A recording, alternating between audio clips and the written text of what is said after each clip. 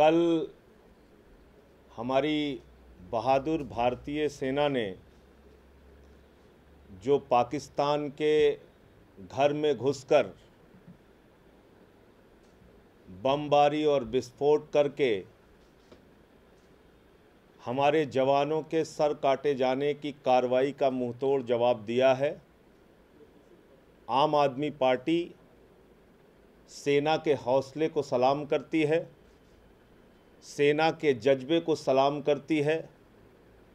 हमारी देश की सीमाओं की रक्षा के लिए अपने प्राणों की आहुति देकर भी हमारे जवान पाकिस्तान के आतंक का, पाकिस्तान के नापाक इरादे का समय समय पर जवाब देते रहे हैं और इसलिए पूरी की पूरी आम आदमी पार्टी सेना की इस कार्रवाई पर उनकी बहादुरी को नमन करती है।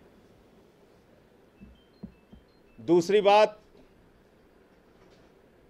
केंद्र की भारतीय जनता पार्टी के नेतृत्व वाली सरकार अपने 3 साल का जश्न मनाने में जुटी हुई है। सरकार के 3 साल पूरे हो गए, सारे मंत्री मीडिया पे जाके, लोगों के बीच में जाके अपनी उपलब्धियां गिनाने में जुटे हुए हैं।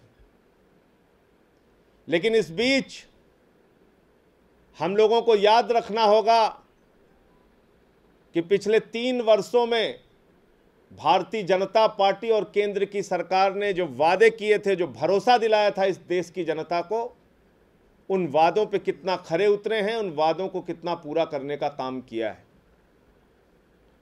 और सबसे बड़ा नारा जो भारतीय जनता पार्टी का था वो था सबका साथ सबका विकास।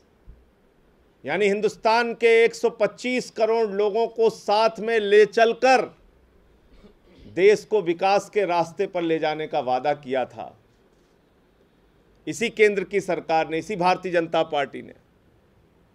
और सबका साथ सबका विकास के नाम पर क्या हो रहा है देश के अंदर? दहशत से है हाहाकार, 3 साल जुमला सरकार। आम आदमी पार्टी का मानना है कि पिछले 3 वर्षों में इस देश के अंदर दहशत और नफरत का माहौल पैदा करने का काम केंद्र की भाजपा सरकार ने, और अलग अलग राज्यों में जहां पर भाजपा का शासन रहा है वहां पर दहशत फैलाने का, नफरत फैलाने का काम हुआ। और इसकी शुरुआत होती है रोहित वेमुला के कांड से। हैदराबाद विश्वविद्यालय में पढ़ने वाले एक छात्र को, क्योंकि वो दलित समाज से है, इसलिए उसको इतनी उपेक्षा का दंश झेलना पड़ता है। और इस पूरी कार्रवाई में दत्तात्रेय, हमारे जो केंद्रीय मंत्री हैं, उनका भी नाम सामने आया कि कैसे एक नौजवान दलित छात्र को आत्महत्या करने के लिए मजबूर किया गया। नई सोच, नई उम्मीद का नारा दिया था मोदी जी ने, अच्छे दिन आने वाले हैं का नारा दिया था, और सबसे बड़ा नारा इनका था सबका साथ सबका विकास। अब एक एक घटना का जिक्र करते हैं।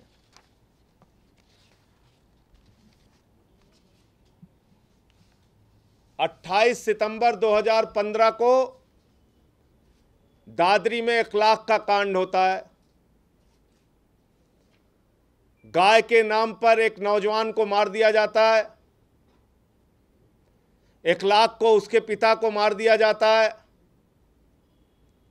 और इसको लेकर तमाम सामाजिक संगठनों ने, तमाम बुद्धिजीवियों ने, जिनको सरकार की ओर से अवार्ड मिले थे, पद्म विभूषण से लेके पद्मश्री तक, उन्होंने अपने अवार्ड तक वापस किए। लेकिन हमारे देश के प्रधानमंत्री जी इतनी बड़ी घटना पे, जिससे पूरा देश आक्रोशित था, इस पूरी घटना पे महीनों बाद अपनी जुबान खोलते हैं।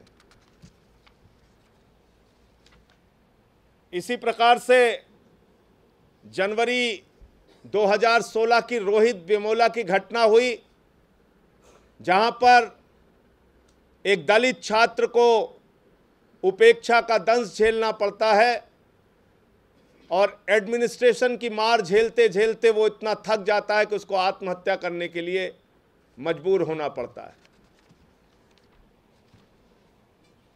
इलाहाबाद विश्वविद्यालय में भी इसी प्रकार से वहां के अध्यक्ष ऋचा सिंह को विश्वविद्यालय के अंदर उथल पुथल करके हटाने की कोशिश की गई।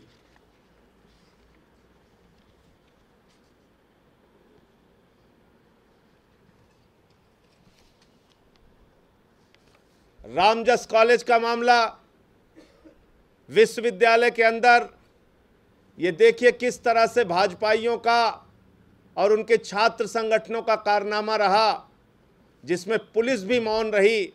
महिला छात्रों के साथ मारपीट की गई, बदसलूकी की गई और एक झूठी खबर फैला के हंगामा किया गया। इसी प्रकार से राजस्थान के अंदर फिल्म की शूटिंग के दौरान संजय लीला भंसाली का पूरा सेट जला दिया गया।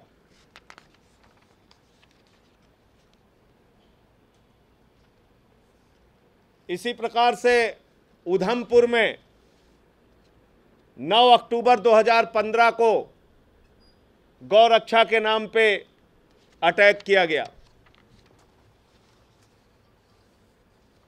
और ये गुजरात में नंगा करके दलित युवकों को भाजपाइयों ने पीटा।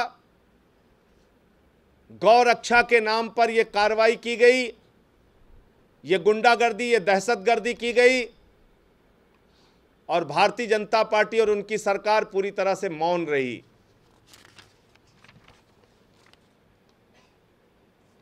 अभी राजस्थान के अंदर पहलू खान नाम के एक युवक को गौरक्षा के नाम पर भाजपाइयों की भीड़ ने, गौरक्षक दल की भीड़ ने पीट पीट के मार दिया।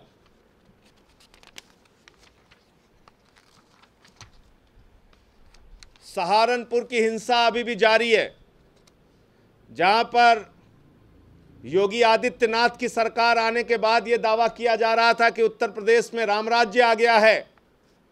यह दावा किया जा रहा था कि अब तो गुंडागर्दी खत्म हो जाएगी। सहारनपुर पिछले 1 महीने से जल रहा है और उत्तर प्रदेश की सरकार सहारनपुर की घटनाओं को रोक पाने में पूरी तरह से विफल साबित हुई है। कल भी अभी मायावती के जाने के बाद घटना हुई जिसमें लोगों के मारे जाने की भी खबर है। जमशेदपुर में बच्चा चोर के नाम पर 7 लोगों को भीड़ ने मार दिया और ऐसे ऐसे दृश्य उसके सामने आए हैं कि आपकी रूह कांप जाएगी। एक युवक हाथ जोड़ के प्रार्थना कर रहा है, दया की भीख मांग रहा है, लेकिन भीड़ उसको मारते मारते मारते मारते सरेआम इकट्ठा होकर पीट पीट के मार डालती है। तो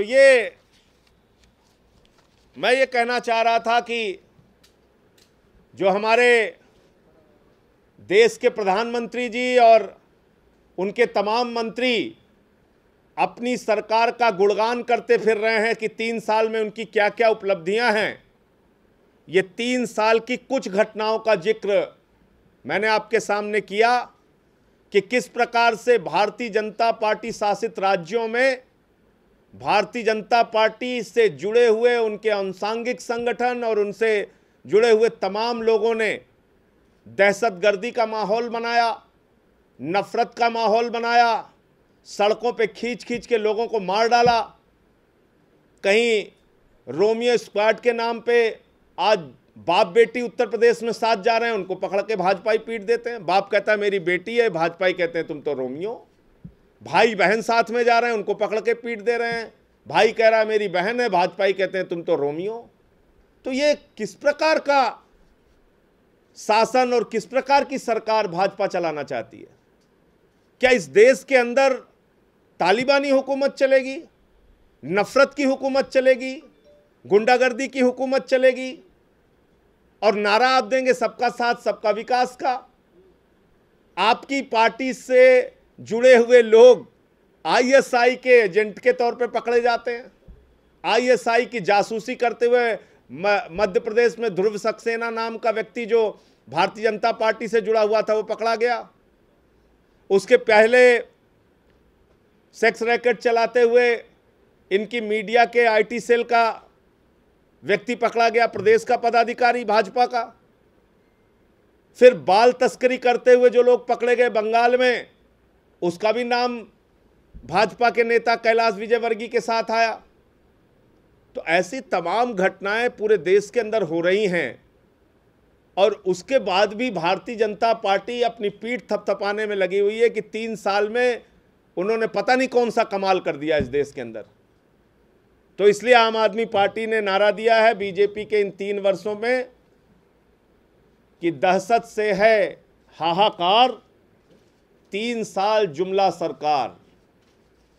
दहशत से है हाहाकार, 3 साल जुमला सरकार। जुमला बोल के, झूठ बोल के, बड़ी बड़ी बातें कह के, एकता की, भाईचारे की, सबका साथ सबका विकास के बड़े बड़े नारे और दावे कर करके भारतीय जनता पार्टी ने पूरे देश का माहौल खराब किया है।